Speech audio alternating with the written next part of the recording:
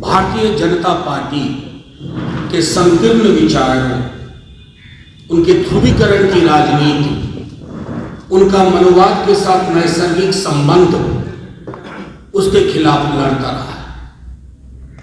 हमने कभी तराजू पे तौल के लाभ हानि के आधार पर अपनी राजनीति नहीं की कि तराजू में जो पलड़ा हमें दिखा पड़े भारी, उधर चले जाओ।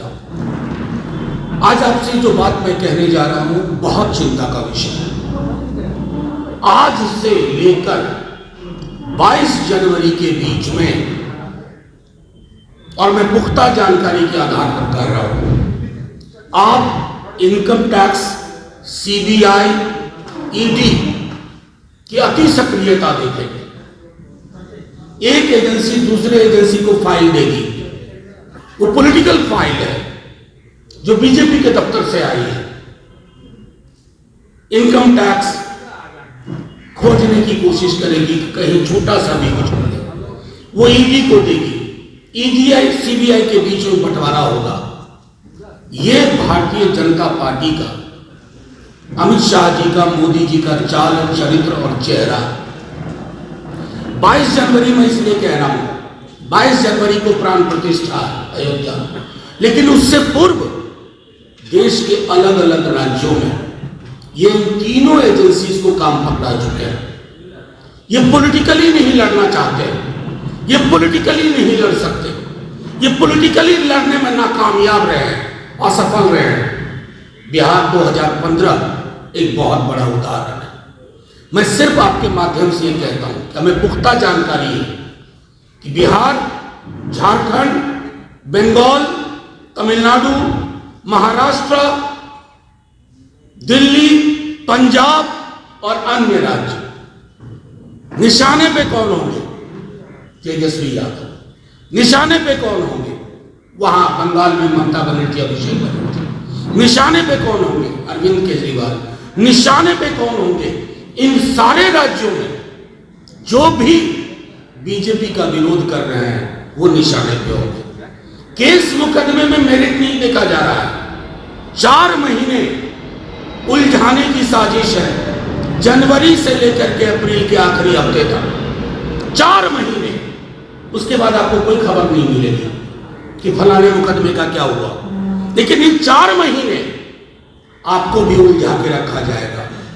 आपको एजेंडा आएगा, कोई जोशी साहब है वहां पीएमओ में बैठे हुए, वो एजेंडा देंगे, आज रेड पड़ने वाली है, 48 घंटे यही खबर चलाओ।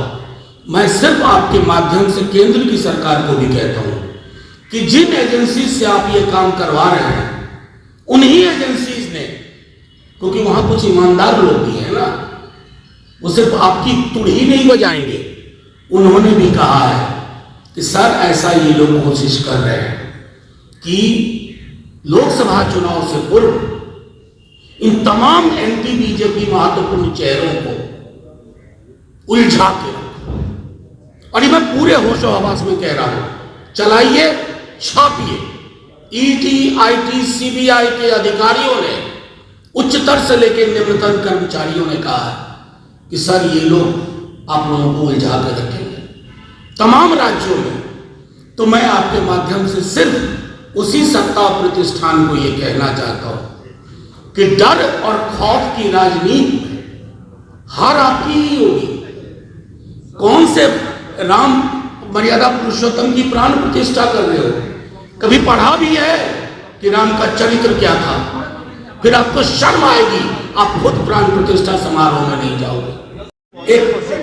मैं सबके सवाल वन बाय वन। भाजपा के पास सीबीआई, ईडी और तमाम तंत्र हैं, आपके पास क्या है? भारत माँ, वो जो फिल्म में डायलॉग था ना, कार है, बंगला है, फलाना है, चिलाना है, आपके पास क्या है?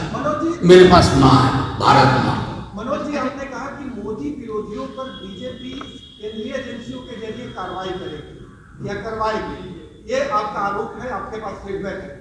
तो मोदी विरोधी के रूप में बिहार के मुख्यमंत्री नीतीश कुमार भी है, क्या लगता है नीतीश कुमार पर भी कार्रवाई होगी? देखिए, मैं आपको एक बड़ा कैनवस आपको दे दिया, हर किसी पे होगी, हर किसी को, क्योंकि ये पुलिस स्टेट बना चुके हैं इस देश को।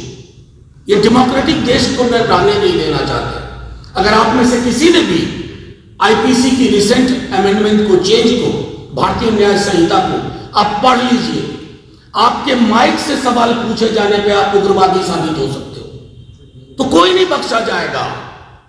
पहला नंबर किसका है ये तय करना है, दूसरा किसका। एक मिनट, मुझे सवाल का जवाब दो। तो मैं समझता हूं जद में तो सब आएंगे, पहले किसका घर जलाने की कोशिश होगी। लेकिन हाँ, हिंदुस्तान की जनता ने जब जब अत्याचार की अति हुई है ना, उस सुल्तान को जमीन पे बिठा दिया। मनोज जी, आपको ऐसा लगता है कि तेजस्वी यादव पे दबाव बना के नीतीश कुमार को अपने पाले में भाजपा करना चाहेगी, क्योंकि नीतीश कुमार भी नाराज चलने की चर्चा चली इंडिया गठबंधन की? देखिए, आपके सवाल में चर्चा चली होगा, ये हेतु मजबूत वाली बात है। हम अभी साक्ष्य और सबूत पे बात कर रहे हैं, कहीं कोई दुराव नहीं है, कोई दबाव नहीं है। अरे ये महागठबंधन ही दबाव के बीच से उत्पन्न हुआ है। इसकी जमीन में नए सवालों के लिए कोई जगह नहीं। नीतीश कुमार को संयोजक बनाने की बात सामने आ रही है। कल कहा जा रहा है कि एक बैठक ये मेरा मानना है कि जैसे आपने सुना है वैसे ही ये खबरें चल रही हैं। जब तक कुछ पुख्ता ना हो तब तक कोई बात मैं समझता हूँ बनती नहीं।